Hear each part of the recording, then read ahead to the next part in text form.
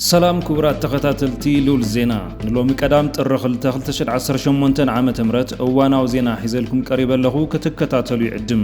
قندي زيناتات إيران قصري قدات لعلي سسا كبصح كم زخل تحلقت سبعو مسلات يحبروا اللوم إثيوبيان چاينان أب قداي أفدق بحرن بوليسي حانت چاينان زتكور اسممع اواناون حقኛን ሐበሬታታት ቀጻል ንخبصحكم ነዛ ቻናል ሰብስክራይብ በመግባር ቤተሰብ ኩኑ ኩሉ ጊዜ ሐደሽ ዜናታት ምዝወጹ ናይ ኖቲፊኬሽን ደወል ንخبصحكم ድማ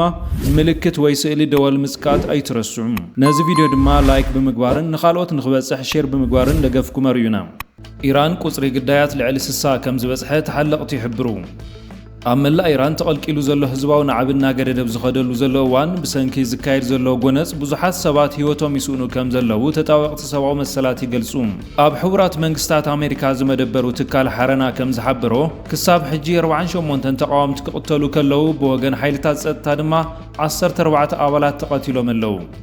يخون امبر اب نوروي زمدبرو كال تكال تمساسال صبصاو وصيو شعات هصانات زركبوم 51 سلفنيات هيوتهم كم زحلف فليتوم عالم لخاو معخنا زينا نابت هاجر كاتو بمخلكالهم حبريتان مركاب ام محوراو مرخابيتات كمركوسو صنيحميم انتغونه غنا منغستي ايران زي خونتات صتان مقوصار بزبل كاب زحلف حموس جميرو انترنت دارغا ملؤ بملؤ عصيو يركب BBC ቋንቋ ፋርሲ በወገኑ ሞት 22 ሰልፈኛታት ከረጋግስ ከሎ ሰመዚ ኢራን ድማ 6 አባላት ጸጥታ ከም ዝተቀተሉ ይገልጹም ኣብ ኢራን ደገፍ ተቃዋምቲ ዝረክብ ዘሎ ወዲ ንጉስ መንዩ ረዛ ፓህላቪ በ1979 በእስላማዊ ሰውራ ካብ ስልጣኑ ዝተአለየ ናይ መወዳእታ ሻህ ወይ ከዓ ንጉስ ኢራን ቦኽር ወዲ እዩ ኣብ አሜሪካ በስደት ዝነብር ዘሎ ፓህላቪ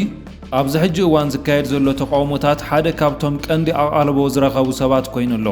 ፓህላቪ ኣብ ዝሃቦ ርእይቶ ሚልዮናት ኢራናውያን ናጽነቶም ይሓቱ ከም ዘለው ገሊጹ ንግስነት ንምምላስ ድሌት ከም ዘይብሉ እናሓበረ ኣብ ክንዱ ህዝቢ ባዕሉ መጻኢ ዕድሉ ዝውስነሉ ሪፈረንደም ክካየድ ይጽውዕ ብዙሓት ሰልፈኛታት እዚ ወዲ 65 ዓመት ፓህላቪ ካብ ስደት ክምለስ ይጽውዑ ከም ዘለው ሓበሬታታት የመላኽቱ ንሱ ንሚት መዓልታት ዝጸንሕ ዲሞክራሲያዊ መሰጋገር መንግስት ንምምራሕ ውጥን ኣቕሪቦሎ ገለ ሰባት ግን ምስ ምዕራባውያን ዘለዎ ጥቡቕ ርክብ ብጥርጣረ የርእይዎ ናይ መወዳእታ ሻህ ዝነበረ መሐመድ ረዛ ፖህሊቭ ካብ 1941 ክሳብ 1979 ንጉስ ኮይኑ ድሕሪ ምጽናሕ ባያቶላህ ሆሚኒ ተደፊኡ ካብ ሃገር ወጽዩ ኣብ 1980 ኣብ ካይሮ ዓሪፉ ላዕለዋይ መራሒ ኢራን አያቶላህ አሊ ሆሚኒ ኣብ ልዕሊ ሰልፈኛታት ተሪር ስጉምቲ ከም ዝወስደ ጠንቂቑ እዩ ንሱ ንተቃወምቲ ዝነቐፈሉ መግለጺ ንፕሬዝዳንት አሜሪካ ንምሕጓስ ጥራይ ህንጻታት ሃገሮም ይዕንው ኣለው ክብል ከሲሱ እዩ ትራምፕ ንባዕሉ ሃገሩ ክመርሕ ዘይኽእል ዓሻ እዩ ክብል እውን ተሰሚዑ እዩ ኻሚኒ ወሲኹ እዳው ትራምፕ ብደም ኢራናውያን ዝረስሐ ምዃኑ ገሊጹ እዩ ፕሬዝዳንት ዶናልድ ትራምፕ መንግስቲ ኢራን ኣብ ልዕሊ ሰልፈኛታት ሞት ከይወርድ ጠንቂቑ ብቐረባ ንከታተለልና ዝበለ ትራምፕ ኢራን ሰብ ክትቀትል እንተጀሚራ ሲኦል ክትወርድ እያ ክብል መጠንቀቕታ ሓዘል መልእኽቲ መሓላሊፉ እዩ ብተመሳሳሊ ቀዳማይ ሚኒስትር ዓዲ እንግሊዝ ኪር ስታርመር ሰበስልጣናት ኢራን መሰረታዊ ናጽነታት ህዝቢ ክሕልው ሓበሬታ ናይ ምርካብ መሰል ከይዓጽውን ተማሕጺኑ እቲ ብሰንኪ ቁጠባዊ ቅልውላው ዝተወልዐ ፀረ መንግስቲ ተቃውሞ መበል 12 መዓልቲ ሒዙ ኣብ ቴህራንን ካልኦት ከተማታት ይቕጽል ኣሎ ብመሰረት ጸብጻባት ዛጊት 34 ሰልፈኛታት 4 ኣባላት ጸጥታን ክሞቱ ከለው ልዕሊ 2200 ሰባት ተኣሲሮም ኣለው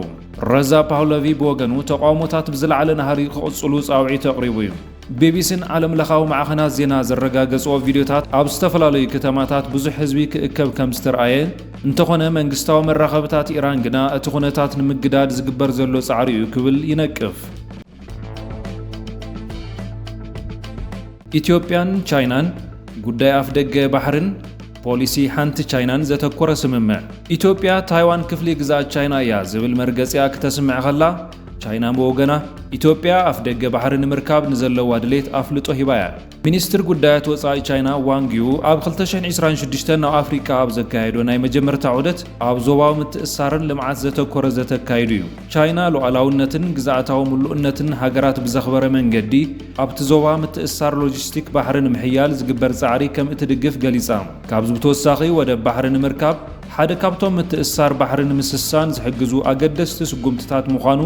ዋንጊዩ ኣስሚሩሉ እዩ። ዋንጊዩ ኣብ ኣዲስ ኣበባ ምስ ቀዳማይ ሚኒስትር ኣብይ ኣሕመድን ምስ ሚኒስትር ጉዳያት ወጻኢ ዶክተር ጌዲዮን ጢሞቴዎስን ኣቦ ወንበር ኮሚሽን ሕብረት ኣፍሪካ መሐመድ ዓሊ ዩሱፍን ተራኺቡ። ኣብቲ ዘተ ክልቲአን ሃገራት ኣብ ፖሊሲታት ስትራቴጂታትን ልምዓት ተዋሂደን ንምስራሕን ኣብ ምምሕዳር መንግስቲ ዘለዎን ተመክሮ ንምልዋጥን ተሰማሚዐን እየን። ቻይና ህዝቢ ኢትዮጵያ ምስ ነባረ ኩነታት ዝሰማማዕ ናይ ልምዓት መንገዲ ንምኽታል ዝገብሮ ዘሎ ጻዕሪ ከም እትድግፍ ዳግም ኣረጋጊጻ። ብተወሳኺ መንግስቲ ኢትዮጵያ ወደ ባሕሪ ንምርካብ ዘለዎ ድሌት ምስ ዞባዊ ውህደት ዝተተሓዘ ምዃኑ ብምጥቃስ እዚ ጉዳይ እዚ ብዘተን ብዲፕሎማሳዊ መንገድን ክፍጸም ከም ዘለዎ ኣዘኻኺራ። ኢትዮጵያ ብወገና ኣብ ጉዳይ ታይዋን ዘለዋ ደገፍ ንቻይና ደጊማ ገሊጻ። ኣብቲ ዝወፀ ሓበራዊ መግለጺ ኣብ ዓለም ሓንቲ ቻይና ጥራይ ከም ዘላን ታይዋን ድማ ዘይትፍለ ኣካል ቻይና ምዃናን ብምጥቃስ መንግስቲ ኢትዮጵያ ናጽነት ታይዋን ዝብል ምንቅስቓስ ብጽኑዕ ከም ዝቃወም ኣፍሊጡ። ሕብረት ኣፍሪቃውን ብተመሳሳሊ ምስ ቻይና ብዝገበሮ ዘተ ታይዋን ኣካል ቻይና ምዃናን